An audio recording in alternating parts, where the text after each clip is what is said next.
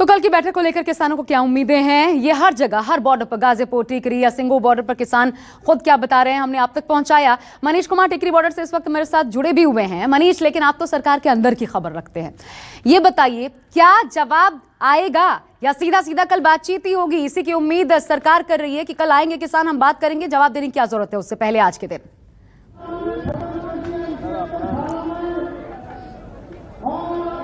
देखिए आशा, जो सबसे बड़ी दुविधा क्या है सरकार के सामने, किसानों की तरफ से 4 शर्तें रखी गई हैं। वो ये शर्तें हैं जिसपे सरकार अभी तक, प्रधानमंत्री को आपने 25 दिसंबर को सुना, गृह मंत्री को सुना, सभी कह रहे हैं कि वो संशोधन को तो तैयार है, उसमें अगर कानून में अगर कुछ दिक्कतें है उसको दुरुस्त करने को तैयार है, वापस लेने को सरकार तैयार नहीं है। और यही संकट सरकार के सामने है कि जो जिन शर्तों के साथ किसानों की तरफ से प्रस्ताव गया है, सरकार इस पे कैसे हामी भर सकती है, वो टेबल पर बैठ के इन 4 मुद्दों पर कैसे बात कर सकती है। हाँ, अगर फ्लेक्सिबिलिटी अगर दोनों तरफ से हो तो शायद बातचीत के लिए न्योता आ सकता है। यही दुविधा सरकार के सामने है। इसीलिए देखिए 24 घंटे से कम का समय हो गया आशा, कल 11 बजे सुबह बैठक होनी थी और अभी तक सरकार की तरफ से न्योता नहीं आया है। तो ये दुविधा सरकार के सामने बनी हुई है। यहाँ पे मेरे साथ कई लोग हैं। आशा, सरकार की तरफ से प्रस्ताव नहीं आया, क्या लग रहा है, सरकार हिचक रही है आपकी शर्त मानने से? देखिए, हमने पहले भी बताया कि नीति और नीयत में खोट है सरकार का, और सरकार ने कहीं न कहीं राजहट को पकड़ लिया है और सरकार को बातचीत के लिए आगे आना चाहिए। उस दिन से आप प्रचार कर रहे थे बड़े मीडिया के माध्यम से कि किसान हट पकड़ रहे हैं। अब किसानों ने बातचीत का जो प्रपोजल दे दिया है, उनकी शर्तें बता दी हैं, तो क्यों नहीं सरकार बातचीत करती? इसका मतलब क्या है कि सरकार की नीयत में खोट है। सरकार की तरफ से अभी तक प्रस्ताव नहीं आया कल के बैठक के लिए। बिल्कुल, इससे तो पता लगता जा रहा है, दुनिया देख रही है। हमने तो किसान जथेबंदियों ने भेज दिया, सरकार को टाइम दे दिया कि हम मीटिंग करने को तैयार है। अब दुनिया देख रही है क्या कर रही सरकार, कैसे चल खेड़ ली है हमारे साथ। तो आगे की रणनीति हम तिखी करेंगे, तो इसको हम बड़े प्रदर्शन करेंगे, ट्रैक्टर। ठीक है आशा, साफ तौर पे तमाम किसान नेताओं का कहना है कि प्रदर्शन जारी रहेगा। और एक और बात आपको बता दे, अगर सरकार की तरफ से प्रस्ताव नहीं आता है तो कुंडली मानेसर परवल जो एक्सप्रेसवे है उसको जाम करने की ट्रैक्टर के जरिए 30 दिसंबर को किसानों ने तैयारी कर रखी है। तो आपको 30 दिसंबर को एक और, तो ऐसा जोखिम सरकार नहीं ही लेना चाहेगी मनीष, इतना तो समझा जा सकता है जब लगातार ये कहा जा रहा था कि आप आइए, हम बातचीत के लिए तैयार हैं। मेरे तीनों सहयोगी मेरे साथ बने हुए हैं। इस बीच एक बड़ी खबर आपको बता दें, किसान हर हाल में कृषि कानून वापस लेने पर अड़े हुए हैं। संशोधन नहीं, कानून वापस लिया जाए, एक बार फिर दोहराया गया है किसानों की तरफ से। किसान नेता राकेश टिकैत ने न्यूज़ 24 से खास बातचीत में कहा, हमें संशोधन नहीं चाहिए, वापस ले कानून। सुनिए।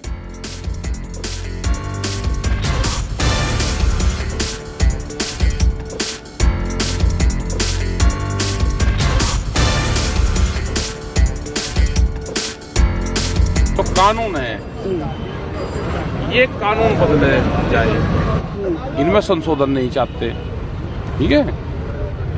बिजली का एक कानून लेकर आ रहे, अमेंडमेंट उसमें भी हो। स्वामीनाथन कमेटी की रिपोर्ट को लागू करो। अब क्या क्या बताओ, 700 सिस्टम है देश में, तो पूरा ही किसान बर्बाद हो गया।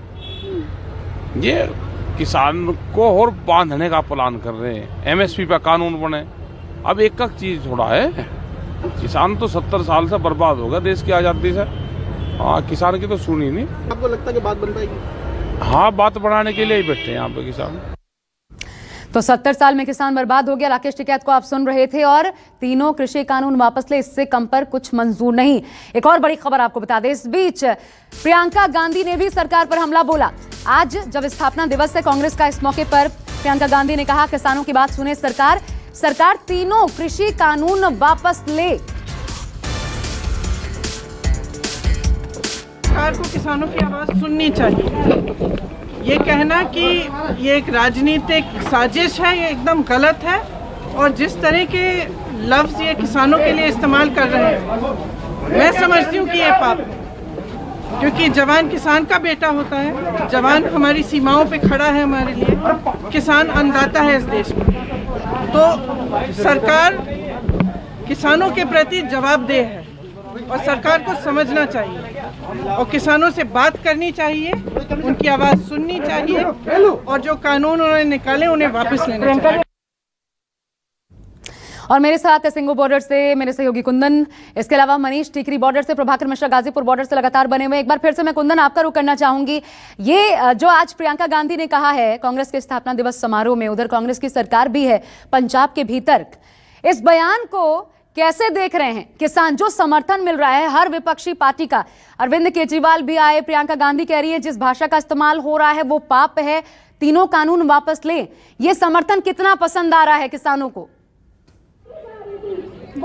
बिल्कुल, मैं किसानों से ही पूछूंगा और समझने की कोशिश करूंगा। आपके आंदोलन को प्रियंका गांधी जो कांग्रेस की महासचिव, उन्होंने समर्थन किया है, किस तरीके से देखते हैं आप? ਸਾਨੂੰ ਹੁਣ ਇਹ ਵੇਲੇ ਸਾਰੀਆਂ ਪਾਰਟੀਆਂ ਸਮਰਥਨ ਦੇ ਰਹੀਆਂ। ਇੱਕ ਬੀਜੇਪੀ ਹੈ ਜੋ ਇਸ ਵੇਲੇ ਸਮਰਥਨ ਜਿਹੜੀ ਭਾਵੇਂ ਉਹ ਦਿਖਾਵਾ ਦਿਖਾ ਰਹੀ, ਜੋ ਵੀ ਕਰ ਰਹੀ, ਸਾਨੂੰ ਇੱਕ ਜਿਹੜੀ ਬੀਜੇਪੀ ਆ ਉਹਦਾ नहीं समर्थन मिलना, सारियां पार्टियां समर्थन मिलना। पहले आप लोगों ने कहा कि हम नॉन पॉलिटिकल ये आंदोलन है, किसी भी पॉलिटिकल पार्टी का साथ नहीं लेंगे, लेकिन अभी तमाम पार्टी आपको अलग अलग फोरम पे सपोर्ट कर रही है। यहाँ पीछे अरविंद केजरीवाल भी आ रहे हैं, क्या लग रहा है कि आंदोलन और मजबूत होगा इससे? नहीं सर, हमारा किसी भी पॉलिटिक पार्टी से कोई लेना देना नहीं है। ये केवल किसान आंदोलन है, केवल किसानों का ही इसमें समर्थन है और किसी पार्टी से हमें कोई समर्थन नहीं चाहिए, ना ही किसी से कोई समर्थन मिला है। नहीं, हम ये नहीं कह रहे किसी राजनीतिक पार्टी का आंदोलन है, ये वाकई किसानों का आंदोलन है, किसान ही लीड कर रहे हैं, लेकिन अगर वो समर्थन दे रहे हैं तो ये आपके आंदोलन के लिए लगता है कि अच्छा चीज़ है? हाँ जी, जिसका जमीर जागता है वही इस बात को समझता है। ये बात तो मोदी सरकार को भी समझनी चाहिए कि किसानों के बलबूते ही कि हमें कोरोना टाइम में देश को इतनी आर्थिक तंगी में भी उनकी जीडीपी 6% तक गई थी, तो अब क्यों किसानों से इतनी उनको वैर भावना जागृत हो गई कि जो किसानों को बिल्कुल रोड पे लाके उन्होंने सरकार बातचीत करने के लिए प्रस्ताव किसानों ने भेजा था सर, क्या सरकार लग रहा है कि अब बातचीत पे आएगी एजेंडे के तहत? हाँ जी, हमें तो ऐसा सोचना चाहिए किसान सरकार को भी कि अब किसानों से बातचीत करने का टाइम आ गया है, इसको आगे का बढ़ के। लेकिन मतलब सवाल ये है कि कोई तो झुकेगा जो समझौता, तो देखिए आप किसी भी चीज़ का ताल मोल भाव करते हैं या बातचीत करते हैं तो थोड़ा आप आगे बढ़ते, थोड़ा सरकार आगे बढ़ती है, तभी तो बीच का रास्ता निकल आता है। हाँ जी, बीच का रास्ता तो नहीं है ना, ये तो किसान के डेथ वारंट है। डेथ वारंट वापस होते हैं, डेथ वारंट पर कोई सौदा नहीं होने गया, इस करके कह रहे हैं कि तीनों कानून वापस होने चाहिए। बिल्कुल, मतलब आप इस कानून तो ठीक है, जैसे सरकार कह रही है कि हम एमएसपी पे खरीद करते हैं, आप यूपी में जाके देखिए, डिस्ट्रिक्ट लखीमपुर खीरी, बहराइच, जितने भी डिस्ट्रिक्ट पड़ रहे हैं, वहाँ पे किसी का भी धान गेहूँ कुछ भी एमएसपी पे नहीं खरीदा जा रहा। हम लोगों को 1150 रुपए में धान बेचना पड़ा इस साल में। बड़ी चुनौती है, सरकारें दावा करती हैं लेकिन एमएसपी पे खरीदारी नहीं होती। आप समझिए कि ये प्रोसेस में अगर आगे जब मार्केट ओपन होगा तो इनके क्या हालात है। और बहुत रिमार्केबल बात है किसान ने कही कि डेथ वारंट पे नेगोशिएशन नहीं होता और किसान इस तीनों कानून को अपना डेथ वारंट मानते हैं, तो सरकार को झुकना है या सरकार को डेथ वारंट वापस करना पड़ेगा। बिल्कुल, आप बने रहिएगा कुंदन। इस बीच ये भी बता दें कि किसानों के प्रस्ताव पर अभी तक सरकार की तरफ से कोई जवाब नहीं आया है, जबकि उम्मीद थी कि आज जवाब आ जाएगा, उसके बाद किसान तय करेंगे कि जो जवाब आया है उस आधार पर कल क्या करना है, क्योंकि 11 बजे कल बातचीत होनी है। किसान नेता युद्धवीर सिंह ने इस बीच ये कहा है अभी जवाब नहीं आया, हालांकि अभी समय है, हम इंतजार कर रहे हैं, हम अपने एजेंडे पर कायम हैं, अभी जवाब नहीं आया है लेकिन अभी समय है।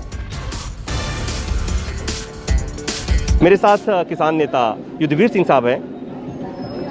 आपको भी तो उम्मीद होगी कि सरकार की तरफ से कोई निमंत्रण आएगा? निश्चित तौर पे सरकार से हम ये आशा रखे हैं। सरकार ने 2 दफ़े जिस तरह से न्योता भेजा था, हमने जवाब दिया, उसका पहले भी दिया था जवाब तो, लेकिन पहले शायद कुछ कमी रही हो। अब की दफ़े तो हमने तारीख और समय दोनों लिख के भेज दिए हैं कि 29 तारीख 11 बजे को जहां हमको चाहे बुला लेंगे। अब देखते हैं सरकार क्या। नहीं, लेकिन अभी तक निमंत्रण नहीं आया है, तो क्या मन में कोई शंका है? नहीं, शंका नहीं है, छुट्टियां थी 3 दिन की, तो ये प्रक्रिया आज ही होनी है। जो भी कुछ होगा डिसीजन उस पे पत्र पे वो आज होगा, ये हम भी जानते हैं, तो कोई संशय नहीं है उसमें। ऐसा तो नहीं कि आप लोगों ने जो शर्तें लगाई हैं वो शर्तों के चलते सरकार को दिक्कत हो रही हो सकता है, क्योंकि हम हमारे जो एजेंडे पे है फर्मली उस पे स्टैंड कर रहे हैं और हमने सरकार को लिख के भेजा, ये हमारा एजेंडा हम दे चुके हैं, पहले नवंबर में ही दे दिया था, और उस पे सरकार अगर बातचीत करना चाहती है तो हम उनके आभारी हैं। तो देखिए बेसब्री इस ओर भी है कि जो प्रस्ताव भेजा गया है उस पर सरकार का जवाब आए। कल जो बैठक होने वाली है 11 बजे मंगलवार को, उससे पहले जवाब का इंतजार है। हालांकि ये भी कह रहे हैं अभी तक नहीं आया, लेकिन अभी समय है, आ जाएगा। लेकिन मैं सीधा प्रभाकर का रुख करते हुए गाजीपुर बॉर्डर पर, प्रभाकर, यहां पर अक्सर राकेश टिकैत आते रहे हैं और ठीक है, प्रभाकर से हमारा संपर्क टूट गया। दोबारा उनके पास जब जाएंगे तो ये सवाल उनके सामने जरूर रखूंगी। लेकिन अगर मनीष हमारे साथ, प्रभाकर जुड़ गए हैं, उनका रुख कर लेते हैं एक बार फिर। प्रभाकर, राकेश टिकैत हमेशा से यहां आते रहे हैं। एक बात उन्होंने कही आज जो आपकी बातचीत में निकला कि 70 साल में किसान बर्बाद हो गया।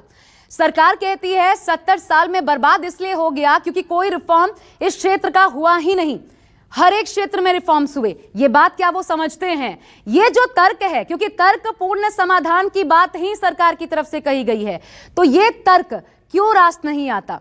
ये तो तर्कपूर्ण बात है ना कि 70 सालों में कोई विकास, कोई रिफॉर्म नहीं हुआ कृषि क्षेत्र का।